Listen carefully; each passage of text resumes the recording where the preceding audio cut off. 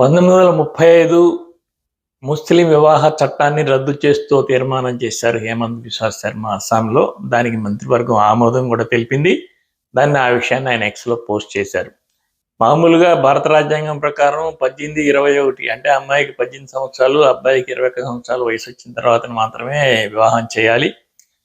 ఈ మామూలుగా ముస్లిం సమాజంలో ప్యూబర్టీ తర్వాత అమ్మాయిలకి ఆ కుటుంబమే నిర్ణయం తీసుకోవచ్చు ఎప్పుడు వివాహం చేయాలనే స్వేచ్ఛ ఉంది. దానివల్ల భారతదేశంలో ఇతర దేశాల వాళ్ళు పౌరసత్వం పొందడానికి ఇక్కడ వయసు రాని అమ్మాయిల్ని పెళ్లి చేసుకుని తద్వారా పౌరసత్వం కోసం మాత్రమే పెళ్లి చేసుకుని పౌరసత్వం పొందిన తర్వాత అమ్మాయిలు వదిలేయటం, లేదా వాళ్ళని సెక్స్ టాయ్స్గా ఉపయోగించుకోవడానికి అరబ్ షేకులు వచ్చి వాళ్ళని కొంత పేద కుటుంబంలోని అమ్మాయిలకి కొంత డబ్బు చెల్లించి కొంతకాలం వాళ్ళని వాడుకొని వదిలేయటం పెళ్లి పేరుతో ఇలాంటివన్నీ జరుగుతున్నాయి.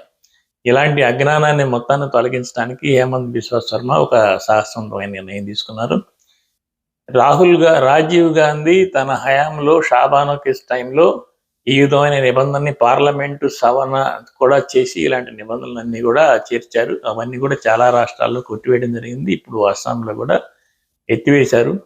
మతపరమైన సంస్థలు ఏవైనా సరే ప్రస్తుత జీవన విధానాన్ని ఇబ్బంది కలిగించే అంశాలను తొలగించుకోవడం అనేది ఆధునిక సమాజానికి అవసరం. అట్లాంటి విషయాల్లో భావోద్వేగాలు రెచ్చగొట్టి ఓట్ల రాజకీయాలు చేయకుండా సవ్యమైన నిర్ణయాలు తీసుకోవడం మంచిది.